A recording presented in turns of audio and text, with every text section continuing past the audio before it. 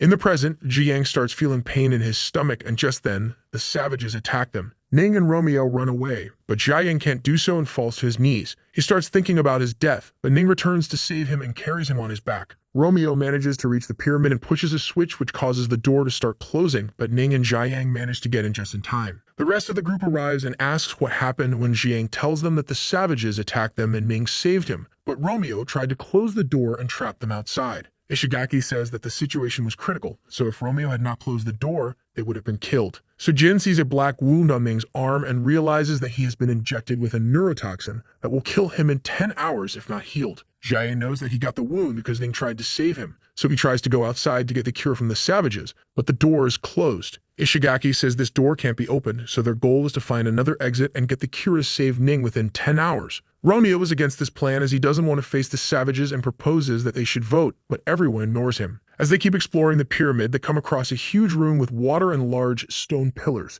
which leaves them both scared and mesmerized. Ning knows he has seen this room somewhere but can't remember where. Suddenly they hear a cry for help and see 4 people stuck in the water, with one of them protecting the other 4 from drowning. Ishigaki says they should analyze the situation before saving them and asks one of them how they got here. One of the people named Andre tells him that they were dumped on this island and says that the person he is holding, who is unconscious, can read the symbols on the walls and knows the exit. They decide to save them as Ao throws a rope at Ander and pulls him out of the water. After seeing his muscles and height, Ishigaki realizes that Ander isn't a normal person and asks him to introduce everyone. Ander tells him he is from Russia and his group consists of Ding Hecken, Rika Cherry, and Professor Gerard. Tracy checks up on Gerard and tells everyone that his vitals are alright and that he will wake up if he just rests. Jiang says they don't have time for him to wake up because Ning's time is running out when Gerard wakes up and tells everyone that the symbols on the walls say that when they reach the highest point in this room, the exit will reveal itself. The largest pillar is the point they have to get to, but every 10 minutes, water comes pouring out of the inlets in the room and raises the water level by 5 meters.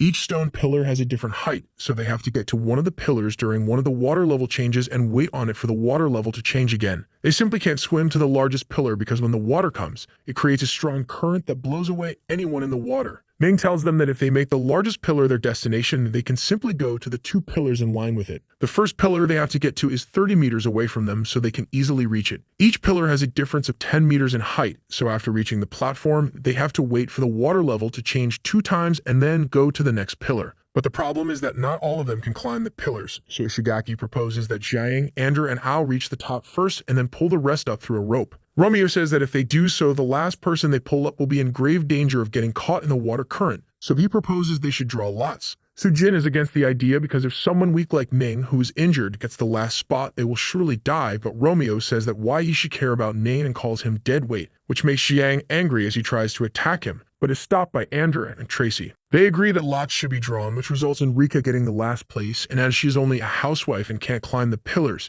Ishigaki exchanges his first position with her. They now go to the first pillar and everyone reaches it safely. While they wait for the water level to change, Gerard tells everyone that Guilin built this to test strength and courage. Guilin is a mysterious ancient civilization located in South America. In 1500 BC, they were the predators of the Maya, so Guilin's records can only be found in Maya documents. When Ning asks if these savages are members of Guilin, Gerard says that's not the case as the savages were slaves of the Guilin civilization and were also used as food. He also says that in the Maya language, Guilin means almighty and wisdom naga, which shocks everyone and they say that it must be exaggerated. But Gerard says that might not be the case because the intelligence of the Guilin people is said to be way above average. Some tales say that the Guilin are immortal. Ishigaki asks if they were so powerful and how they got defeated by Maya. Gerard says that they were not defeated. Instead, they all disappeared with the island they lived on. Ning starts getting a headache because he knows he has heard all of this before, but Sujin tells him to forget about it and just think about escaping for now. They now get to the second pillar where they see a door which makes them think that this might be the exit, but they decide to go to the last pillar just as it was written on the walls. Andrew gets to the top first and sees a door, but Jane falls while climbing along with O.